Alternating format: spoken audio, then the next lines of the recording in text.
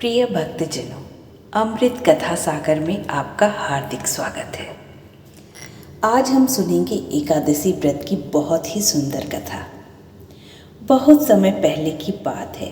गंगा नदी के किनारे एक छोटा सा गांव था। उसी गांव में एक बूढ़ी माँ अपने बेटे बहू के साथ रहती थी। बूढ़ी माँ भगवान विष्णु की परम भक्त थी। प्रत्येक माह में आने वाली दोनों एकादशी का व्रत रखती। जो भी उससे बन पड़ता उस विधि से पूरे श्रद्धा भाव सहित पूजा पाठ करती। एक बार की बात है, जब ज्येष्ठ मास में शुक्ल पक्ष की निर्जला एकादशी आई। वह अपनी बेटी बहू से बोली, आज मेरा निर्जला एकादशी का उपवास है, अतः मैं आज अन्न जल ग्रहण नहीं करूँगी। तब उसका बेटा अपनी माँ से बोला, माँ, आपने पूरी उम्र एकादशी का व्रत किया, आपको इसका क्या फल मिला? बूढ़ी माँ बोली, बेटा, भगवान का दिया सब कुछ है मेरे पास। बेटा है, बहू है, 2 पोते हैं, अब क्या चाहिए? तब बेटा बोला, माँ, वह सब तो ठीक है, पर मुझे तो कोई अच्छी नौकरी नहीं मिली।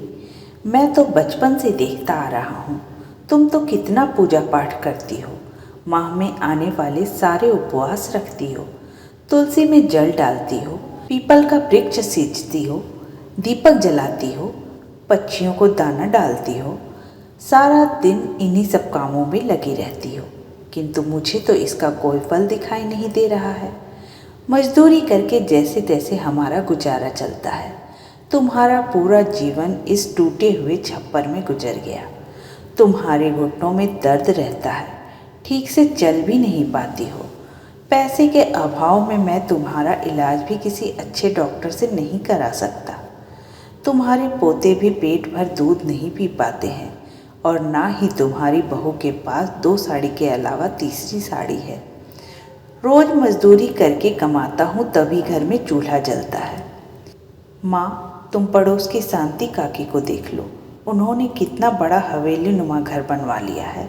नौकर चाकर गाड़ी सब कुछ है उनके पास। वह काकी तो कभी कोई व्रत उपवास नहीं रखती।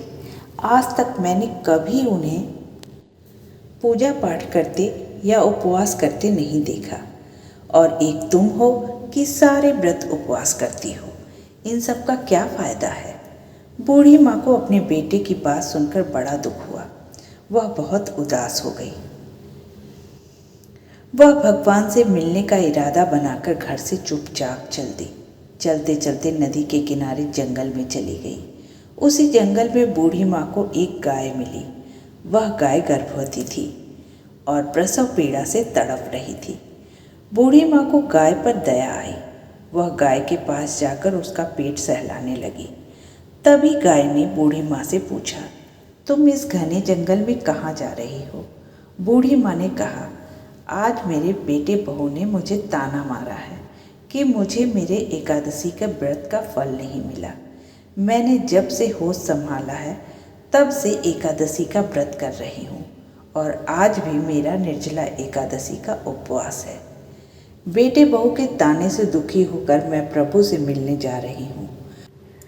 प्रभु मिलेंगे तो उनसे पूछूंगी कि मेरे व्रत उपवास में क्या कमी रह गई थी कि आपने मुझे एकादशी व्रत का फल नहीं दिया। तब गाय बूढ़ी माँ से बोली, यदि प्रभु मिले तो तुम उनसे मेरे दुख का निवारण भी पूछ लेना। मैं 3 दिन से प्रसव पीड़ा से तड़प रही हूँ, लेकिन मेरा बच्चा नहीं हो रहा है। मुझे इतनी पीड़ा क्यों झेलनी पड़ रही है? बूढ़ी माँ ने कहा, हे गौ माता, मैं तुम्हारे इस दुख का निवारण प्रभु से अवश्य पूछ लूँगी। अब बूढ़ी माँ आगे चल दी। चलते चलते बूढ़ी माँ कुछ दूर निकल गई। तभी बूढ़ी माँ को एक नाग दिखाई दिया। वह नाग खुद की ही केचुली में फंसा हुआ था। वह स्वयं को केचुली से निकालने का प्रयास कर रहा था, किंतु उसमें और भी फंसता जा रहा था। बूढ़ी माँ को देखकर नाग ने कहा, अब तो मैं तुम्हें डसूंगा। बूढ़ी माँ ने उससे हाथ जोड़कर निवेदन किया, हे नाग देवता, अभी तो मैं अपने प्रभु से मिलने जा रही हूँ। जब मैं वापस आऊँगी तब तुम मुझे ठस लेना। तब नाग ने कहा, ठीक है, यदि प्रभु मिले तो तुम उनसे मेरे दुख का निवारण पूछ लेना। तो मैं तुम्हें नहीं डसूंगा। बूढ़ी माँ ने सहमति जताते हुए कहा, मैं तुम्हारे दुख का निवारण अवश्य पूछूंगी। कहिए, आपको क्या दुख है? नाग बोला, मैं इस अवस्था में बहुत दुख झेल रहा हूँ। मेरी 100 साल की उम्र हो गई है। मैं न तो रेंग सकता हूँ और न ही करवट बदल सकता हूँ। मैं तो खुद के ही केचुली में फंसा हुआ हूँ। इस अवस्था में मैं अपने भोग का बंदोबस्त भी नहीं कर सकता हूँ। मैं शिकार करने में असमर्थ हूँ, अतः मैं मरना चाहता हूँ। मैं कब इस केचुली से छूटूंगा और मुझे मुक्ति मिलेगी? तुम प्रभु से मेरे इस दुख का निवारण जरूर पूछ लेना। अब बूढ़ी माँ आगे चल दी। आगे और भी घना जंगल था। वैकुंठ धाम में बैठे भगवान विष्णु और माता लक्ष्मी यह सब दृश्य देख रहे थे। तब माता लक्ष्मी ने भगवान विष्णु से बोली, हे प्रभु, यह बूढ़ी माँ आपसे मिलने का दृढ़ इरादा लेकर घर से निकल पड़ी है और इस समय घने जंगल में पहुंच गई है। अतः अब आपको इसकी मदद करनी चाहिए। यदि आपने इस बूढ़ी माँ की मदद नहीं की और कोई जंगली शेर भालू इसे खा गया तो उसके पाप का दोष आपके सिर लगेगा। तब भगवान विष्णु ने कहा, हे प्रिय लक्ष्मी, तुम ठीक कह रही हो। अब मुझे इस बूढ़ी माँ की मदद के लिए पृथ्वी पर जाना ही पड़ेगा। परम भगवान विष्णु बूढ़े ब्राह्मण का वेश धारण करके उसी जंगल में एक पीपल के वृक्ष के नीचे बैठ गए। तभी बूढ़ी माँ उधर से गुजरी। तब ब्राह्मण वेशधारी भगवान विष्णु बोले, अरे बूढ़ी माई, तुम कहाँ जा रही हो? आगे घना जंगल है। जंगल में जंगली जानवर तुम्हें खा जाएंगे। बूढ़ी माँ हाथ जोड़कर बोली, हे ब्राह्मण देवता, मैं तो अपने प्रभु से मिलने जा रही हूँ। आज तो मैं उनसे मिलकर ही वापस आऊँगी। अपने प्रभु से अपने दुख का निवारण पूछूंगी। तब ब्राह्मण देवता बोले, अरे माई, क्या तुम्हें तुम्हारे प्रभु मिलेंगे तो तुम उन्हें पहचान लोगी? बूढ़ी माँ बोली, हाँ, मैं अपने प्रभु को जरूर पहचान लूँगी। मेरे प्रभु के गले में बैजंती माला है, हाथ में सुदर्शन चक्र है, पीतांबर पहने हुए शेष नाग पर विराजमान रहते हैं और माता लक्ष्मी उनके पांव दबाती हैं। ऐसे ही हमारे प्रभु जगत के पालनहार हैं। तब ब्राह्मण वेशधारी भगवान विष्णु बोले, मैं ही भगवान विष्णु हूँ। इस पर बूढ़ी माँ पुनः हाथ जोड़कर बोली, यदि आप मेरे प्रभु हैं और मेरी पूजा भक्ति उपवास आपने स्वीकार किया है तो आप मुझे साक्षात दर्शन दें। उसकी सच्ची भावना को देखकर प्रभु ने उसे साक्षात दर्शन दिया। बूढ़ी माँ प्रभु के चरणों में गिर गई और पांव पकड़कर नतमस्तक होकर कुछ देर तक रोती रही। कुछ देर तक वह प्रभु से कुछ नहीं बोल सकी। कभी वह प्रभु को निहारती, कभी वह उनके चरणों को चूमती। वह मन ही मन बड़बड़ाने लगी, हे प्रभु, मुझको आपके दर्शन हो गए, मेरा जीवन सफल हो गया, अब मुझे कुछ नहीं चाहिए। तब भगवान श्रीहरि बोले, हे माई, अब तुम अपने घर को वापस जाओ। तेरा घर अन्न धन के भंडार से भर जाएगा। तेरे बेटे को नौकरी मिल जाएगी और तेरी झोपड़ी सुंदर महल में बदल जाएगी। फिर बूढ़ी माँ ने रास्ते में मिले हुए गौ माता और नाग देवता के दुख का निवारण पूछा। भगवान श्रीहरि ने कहा, हे माई, तुम उस नाग की पीठ को सहला देना, उसकी केचुली खुल जाएगी और नाग आज़ाद हो जाएगा, उसकी मुक्ति हो जाएगी।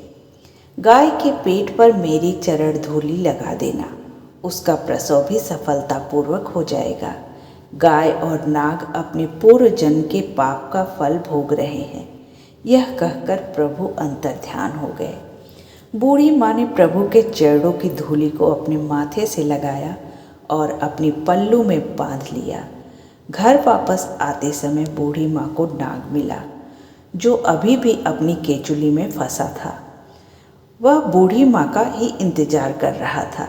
बूढ़ी माँ को देखकर वह बोला, लगता है तुम्हें तुम्हारे प्रभु मिल गए। क्या तुमने मेरे दुख का निवारण पूछा? बूढ़ी माई ने प्रसन्नतापूर्वक कहा, हाँ, मुझे मेरे प्रभु के दर्शन हो गए और मैंने आपके दुख का निवारण भी पूछ लिया है। ऐसा कहते हुए बूढ़ी माँ नाग देवता की पीठ को सहलाने लगी। उसी समय नाग धीरे धीरे अपनी केचुली से आज़ाद हो गया और दिव्य देह धारण करके बूढ़ी माँ से बोला, तुमने मुझे मुक्ति दिलाकर मुझ पर बड़ा उपकार किया है, अतः बदले में मैं तुम्हें एक नागमणि देता हूँ।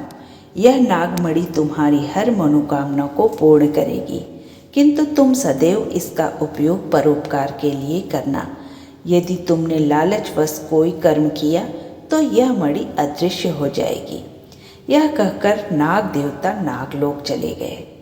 बूढ़ी माँ पल्लू के दूसरे कोने में नागमणि बांधकर आगे बढ़ गई।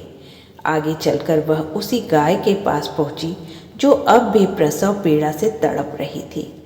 बूढ़ी माँ ने भगवान की चरण धूलि को गाय के पेट पर लगाया तो गाय का प्रसव भी आराम से हो गया।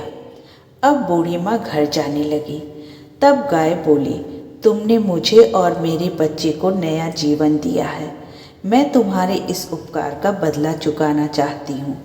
तुम मुझे और मेरे बच्चे को अपने घर ले चलो। यह सुनकर बूढ़ी माँ बहुत खुश हुई। उसने बछड़े को गोद में उठा लिया और गाय उसके पीछे पीछे चल दी। जब बूढ़ी माँ अपने घर पहुँची तो देखा सचमुच उसकी झोपड़ी की जगह सुंदर हवेली खड़ी थी। हवेली में पोते खेल रहे थे। वह दादी को देखकर चिल्लाने लगे, दादी आ गई, दादी आ गई। आवाज़ सुनकर भीतर से बेटा बहू भी आ गए। अपनी माँ को देखकर दोनों उनके चरणों में गिर गए और बोले, माँ तुम कहाँ चली गई थी? देखो तुम्हारी एकादशी व्रत के प्रभाव से हमारी झोपड़ी महल में बदल गई है और मुझे भी अच्छी नौकरी मिल गई है। बूढ़ी माँ बोली, बेटा मैं अपने प्रभु से मिलने गई थी। यह सब मेरे प्रभु की दया से ही प्राप्त हुआ है। जैसा भगवान ने बूढ़ी माँ को दिया वैसा सबको दे। हे प्रभु, कहानी कहने वाले और सुनने वाले के घर को सुख समृद्धि से भर देना। प्रेम से बोलिए लक्ष्मी नारायण की जय। यह कथा आपको कैसी लगी कमेंट करके ज़रूर बताइएगा और वीडियो को लाइक करके चैनल को सब्सक्राइब करना मत भूलिएगा। धन्यवाद।